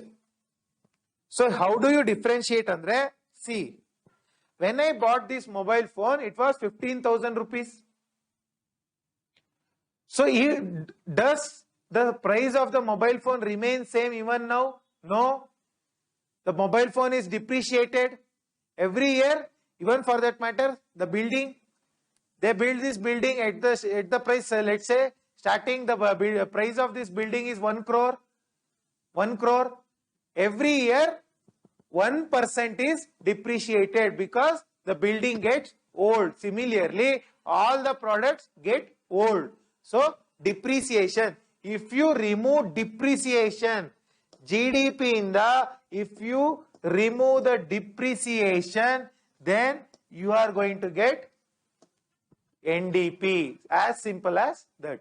Next, real and nominal GDP. Real and nominal GDP. Okay. So, real GDP is, so first you should understand the nominal GDP. To understand that, you should know the concept of inflation, right? See, suppose I am selling 10 apples at 10 rupees, right? The cost of one apple is 1 rupee, right? So next year I will sell the same 10 apples at 15 rupees. So the cost of one apple is 1.5. So if we just look at these numbers,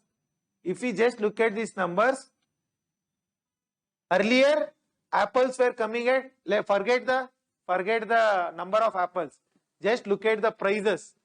Earlier for apples you are giving 10 rupees, now you are giving 50 rupees. Does it mean 15 rupees ge 15 apples barta ide anta arthana? No. The same apple price has increased. The numbers are not increased, right? Similarly, GDP ge, if you add the inflation, all the products, I just gave example of apple. You add all the products of India, goods and services.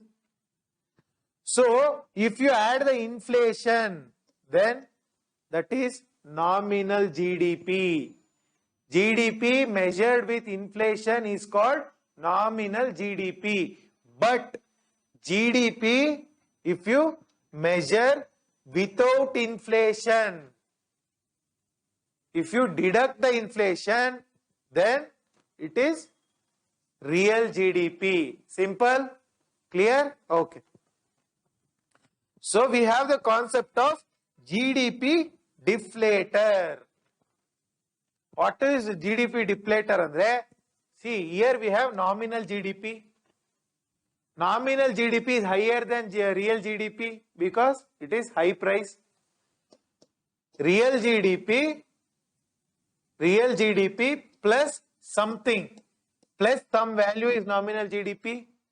This value is called the deflator. If you what value you are going to add to real GDP, that is called nominal GDP, or nominal GDP in the simple mathematics. Put this, it will become negative, right? Nominal GDP in the, if you remove the deflator, then it will become real GDP. Clear? So this is the concept of real and nominal GDP, and also GDP deflator. GDP deflator means GDP has inflated like a balloon. You deflate the balloon. So then it will become real. Clear? Okay. Next, national income formula. National income formula.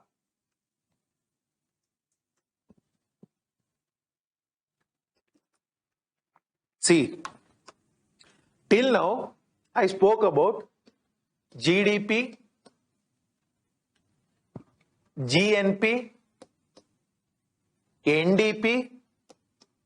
You know all these concepts. Now there is one more concept called NNP. NNP. Simple. ಜಾಸ್ತಿ ತಲೆಗೆಡ್ಸ್ಕೊಳ್ಳಂಗಿಲ್ಲ. GDP ಲಿ depreciation ನ ತೆಗೆದ್ರೆ NDP. GNP ಲಿ depreciation ನ ತೆಗೆದ್ರೆ NNP. Clear? As simple as that. So national income anta everybody says. What is national income andre? There is a formula. The formula is national income is equal to net national product. Net national product, right, minus indirect taxes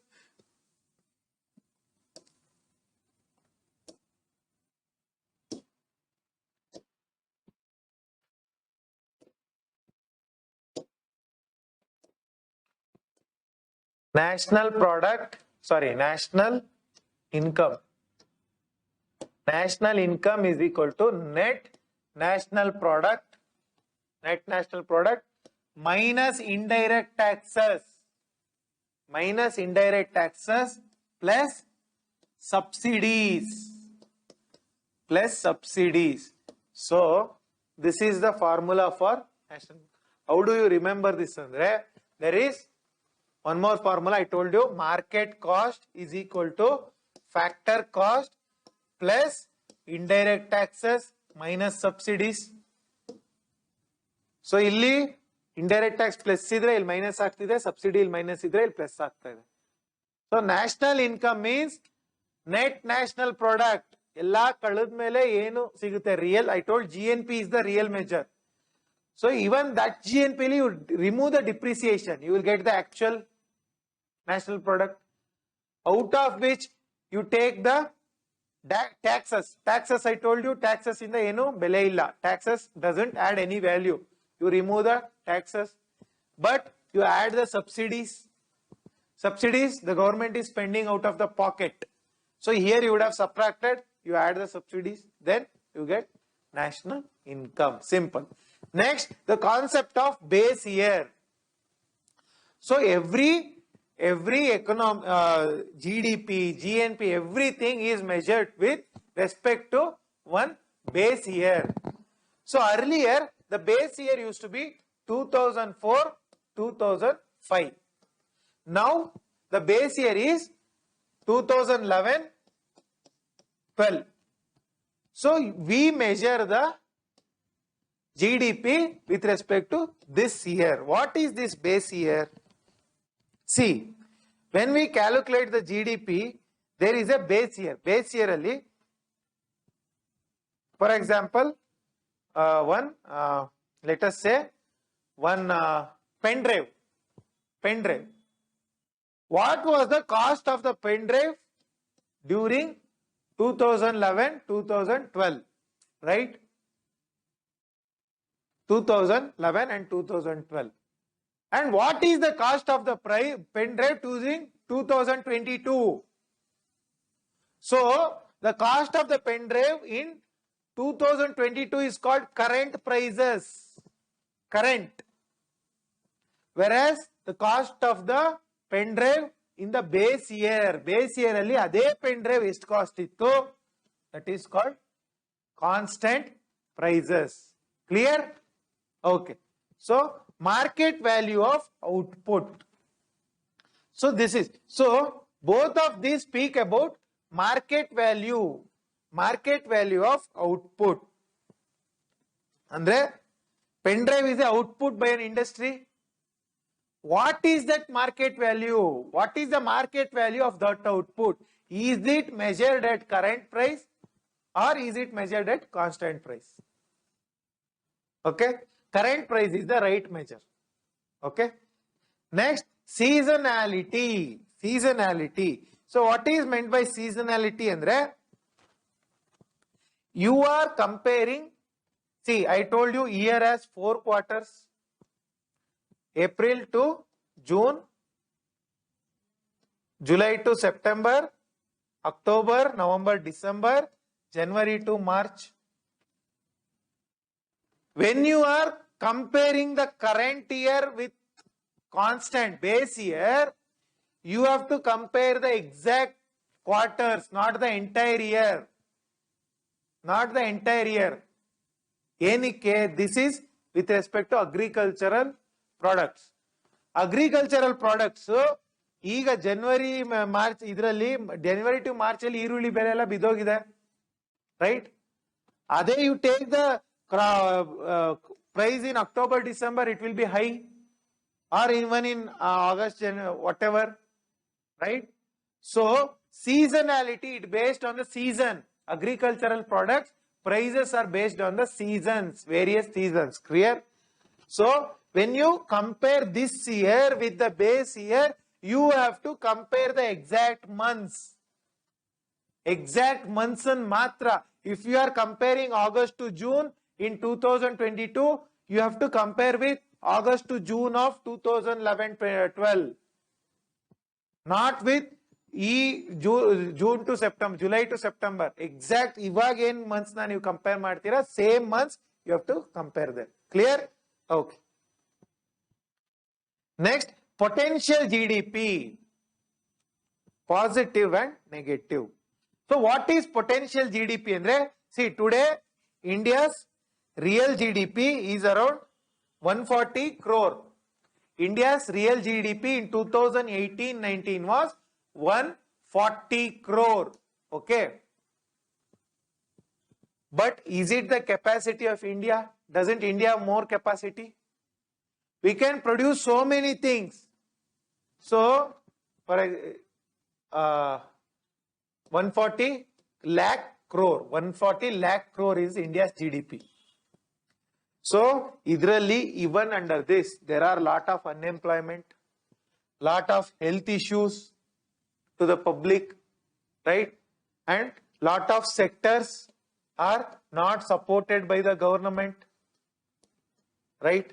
And also, lot of prices are, so lot of products of prices are, some products are less. And there are structural deficiencies. Andre agricultural products, there is no proper storage. Koltogbidutte tarkari ella. If there is no storage. So, if you remove all these problems, this will definitely become some bigger number. 140 crore GDP will become some 300 crore if we remove all our problems. So that is called the potential GDP. If we remove all the problems, what we are going to get is called the potential GDP. Clear? Okay. Idu positive adru agirbodu. It may be positive or it may be negative also. When it is negative andre, when all the problems are removed, proper GDP, 140 crore, what we have, if the potential GDP is less, andre, an economy, Indian economy, maximum 100 koti aste, 200 koti aste manufacture, alla, 140 koti aste, alla, 130 koti aste manufacture madakagadu. Indian economy can manufacture only 130 crores with all the problems removed. But we are manufacturing 140 lakh crore. So we are doing excess. Economy is overheated. People are overworking. So then the potential GDP is negative. Clear? Okay. Next, per capita income, I already told. It is either GDP or GNP divided by mid-year population. Mid-year population means June or July population alli, if you divide the GDP or GNP, that is 140 lakh crore divided by, what is India's population? 130 crore. Okay, 130 crore. So, the per crore gets cancelled. 130, 140, if you approximately eliminate, the approximate per capita income is how much? 1 lakh rupees. 1 lakh rupees per year. Per year. Okay. GDP limitations coverage. What are the negatives of GDP? What are the negatives of GDP? GDP doesn't cover everything. Domestic workers, mane kelsa madoru, they are not covered. Maneli free care economy given by ladies, mothers who give free care economy, that is not covered. Informal economy is not covered. Informal economy means domestic workers, mane kelsak baro, that and all are not covered. Right? So many sectors are not covered under GDP. So it is not a proper measure. And also quality. Quality is not proper, right? So GDP just measures quantity. Even environment cost is not covered. Environment, that is not covered. So there are lot of limitations. GDP just talks about numbers.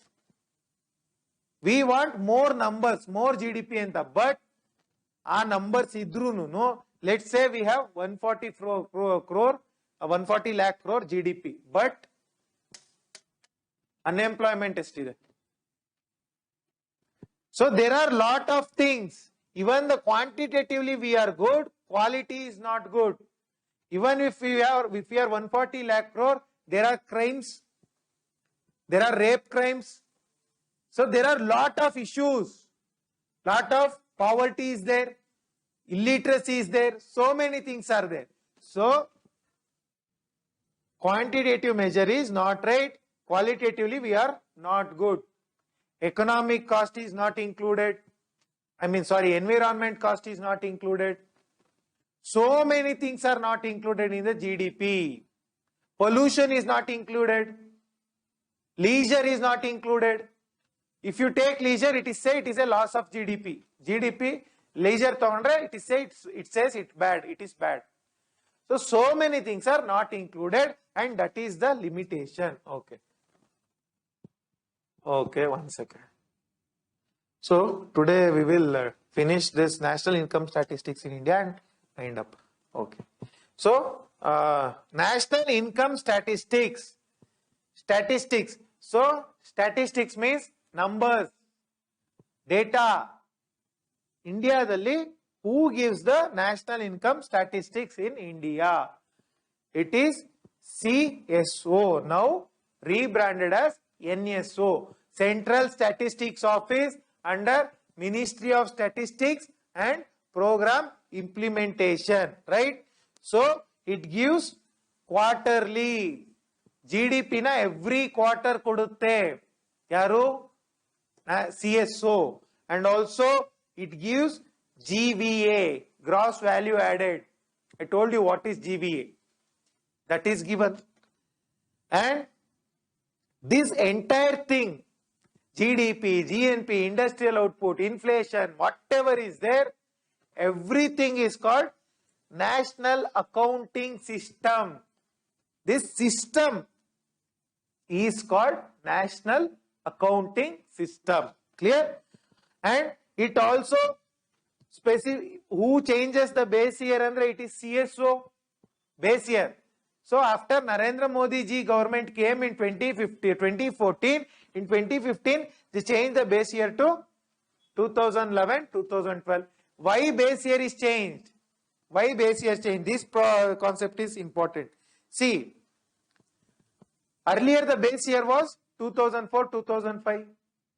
There not 2004-5 ಅಲ್ಲಿ artificial intelligence itta, biotechnology itta. Not many things, not many products were not there. So when it comes to 2015, all of these things are there. So to include those things in the GDP, we have changed it to change the base year. To include the new products. The new products now, if we have to include in the economy, we are changing the base year. Next, it also gives advance estimate. Advance estimate andre January it will give ee varshadu what is the GDP.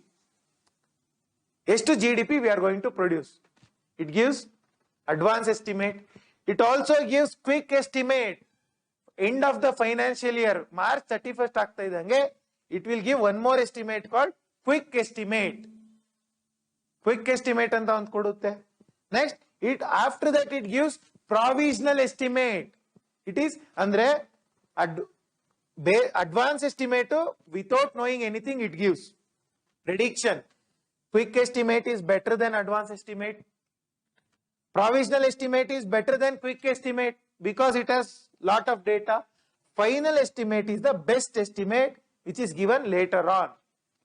So these are the estimates given by CSO, very, very important. Advance estimate, quick estimate, provisional estimate and final estimate. Clear? Okay. So tomorrow we will continue with the National Infrastructure Framework for National Statistics, new institutional framework for national statistics. Thank you for your patience in hearing the class. I hope you found the economy class very interesting because economic concepts are very interesting. So please make good use of it. Please take care of your health. Jai Hind. Namaste.